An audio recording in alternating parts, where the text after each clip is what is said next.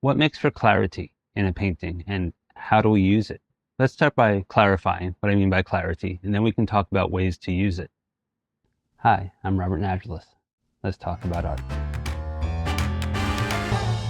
When we talk about clarity in a painting, a photograph, or really anything that we see, we're thinking about clear details, clean lines, crisp edges, so that we can see very clearly all the little details and intricacies of what we're looking at. Normally, when we think about using clarity in a painting, the idea is pretty simple. Things that are closer to us are easier to see. Things that are further away, they're less clear, they're less detailed, it's harder to see them clearly. That's how we generally apply the idea of clarity, and we see it in atmospheric perspective. Things that are close to us are very clear. Things that are further away get a little more distorted, a little gray, a little less harder to see.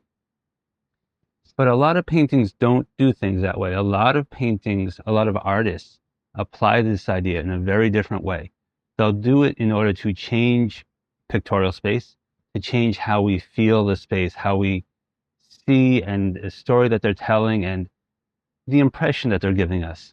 How do we enter this space, this world that they've created? How do we experience it? How do we feel it?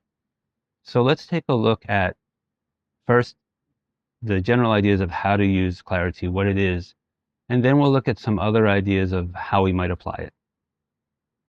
To understand, let's review a bit of our lessons from atmospheric perspective. When we think about atmospheric perspective, if we imagine ourselves looking out over the distance, we'll notice a few things.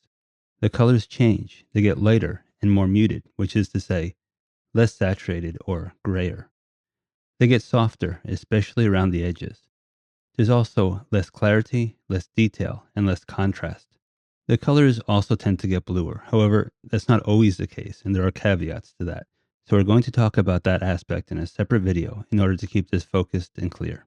For this video, we're going to focus on the question of clarity. Clarity composes most of the changes. When we see things in the distance, they tend to get less clear. Let's take a look at this painting by Corot, The Moored Boatman, Souvenir of an Italian Lake, from 1861.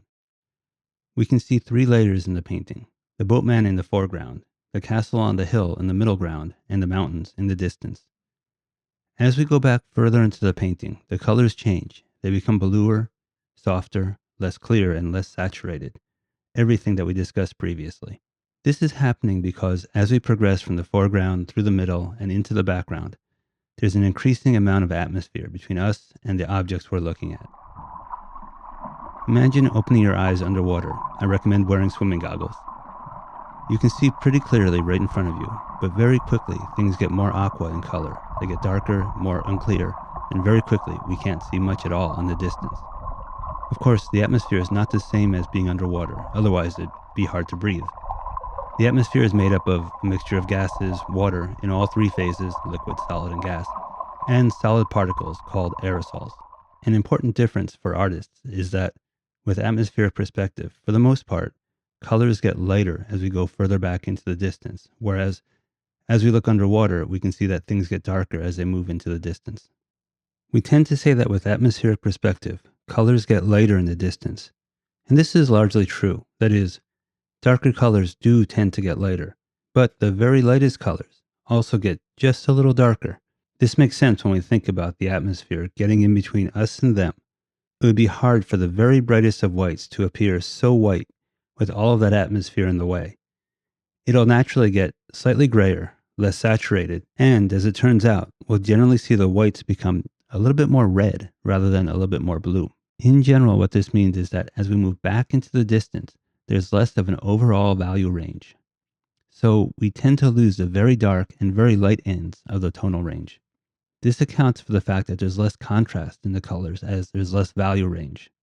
It also means that if we want to move forward something that would normally be in the distance, we can use colors with a strong value, such as a very dark or a very light color, especially if we can create a strong value contrast with the colors around it.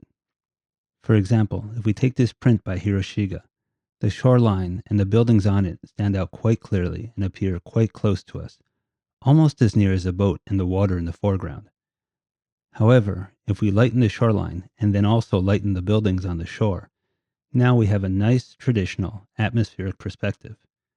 Of course, Hiroshige was perfectly capable of using atmospheric perspective. Hiroshige is one of the most famous Japanese printmakers. In fact, I think he may be one of the most famous printmakers ever. He certainly had an important influence on artists such as Monet and Van Gogh. Given all of that, it's not surprising that he was a master of his craft. And as we can see from the mountains receding in the distance in these other works, he was perfectly capable of using conventional atmospheric perspective when he wanted. But the point is, he also understood the underlying principles, so he could use them to shape space as he wanted. He could pull space closer to create the feeling that he wanted. We can see how much the feeling of the scene changes between the original version and the altered one. The altered version feels more clinical and technical, befitting a work attending to the principles of atmospheric perspective. The original version, on the other hand, with the shoreline crowding in, gives us a much closer, more intimate feel, perhaps better fitting a work in which a pleasure boat features so prominently. In fact, when we talk about clarity and detail, in large part we're talking about edges. If we can't see the edges of things clearly, then everything starts to blend together and they lack detail and clarity. Edges are extremely important. They can help objects to appear to move back and forth in space. The only difference between these two shapes is the clarity of the edges. The one on the right, with the softer edges, appears to move back in space, while the one on the left, with the crisper edges, appears to move towards us or forwards in space.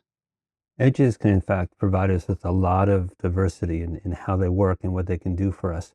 If we look, for example, at this charcoal drawing called Three Fishermen Along the Banks of a River at the Edge of a Forest by Adolf Appien, we can see that for the most part, the things in the foreground, like the plants here on the river, the edges are clearer than, let's say, the same kind of plant as we move back slightly further in the distance. But at the same time, because the title is kind of long, but at least part of the title is Three Fishermen Along the Banks of a River. We can see that these three fishermen, their edges are quite clear and they stand out very clearly against the background because he wants us to see that. So we can use the idea of edges and where they're clearer and where they're softer to help direct our vision.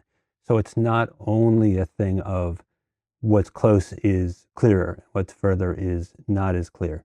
We can play with this quite a lot to direct where our vision is moving throughout a work. Similarly, if we go back to Corot's painting, we can see that once again, we have these vegetation in the foreground, that the edges aren't as clear. Or if we move up into the big tree in the middle ground, there's a lot of softness there. But if we go into the lake, we can see that the tower here is quite clear. The edges are clear. It stands out very distinctly against the background because he wants to draw our eye there. In fact, even the reflection of that whole building is very clear. We can see the steps of it going up in space, but also going up and back in the reflection in the water. So we can use edges in very interesting and distinct ways. It's not only a question of what's close is clear and what's further in the background is less clear. We can play with these quite a bit to make it work for how we want to lead the eye through a painting. We've taken a little look at the idea of clarity as expressed through the principles of atmospheric perspective. And now we've also seen how we can apply these principles in different ways. And I think this is something really important to consider.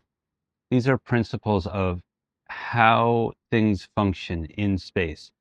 They're not rules telling us how we must use them. That's the key. How we use them is really a function of what we want to say, what we want to express, and to understand the possibilities. A great way to do that, to understand the wide range of possibilities of how we use them, we can look at all these great artists that have come before us, what they've done, not to tell us what we have to do, again, but what we can do, what we can think about, ideas that we can consider. Just as in the previous video on plain old maps, where we looked at how some other artists have used space to give us ideas to think about how we might want to use space.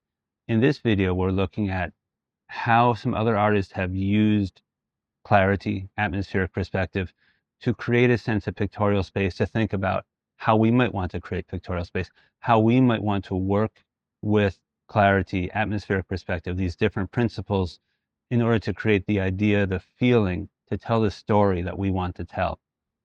And I think that's really important. When we study principles, we're not learning rules that tell us what we must do. We're learning principles that guide us to understand how things work and what are possibilities to how we might use them. So as we work in our own paintings, or as we go to museums and galleries, or any place where we might have the opportunity to see art, we can think about what's possible, what we want to say. When we look at other people's art, we can think about, what was this artist saying? How is this artist using these ideas to convey the story, to share the feeling, to create the space that they wanted to create in order to share with us what they were trying to say. And so in our own artwork, we can also think about that. What do I want to convey? How do I want to use this space? How am I trying to let the viewer enter this world and view it, understand it, feel it, roam around in it, shift through it? What's the feeling? What's the space that I want to create? And we can start to think about it. And a great way to start to think about these possibilities is, as we've done here, to look at what some other artists have done, think about what they've done, why they've done it, and then consider, okay, how might I want to use these principles, and what might I like to do? I hope you've enjoyed this video and hope you found it interesting. Please like and subscribe. There'll be more videos coming, and I hope to see you again.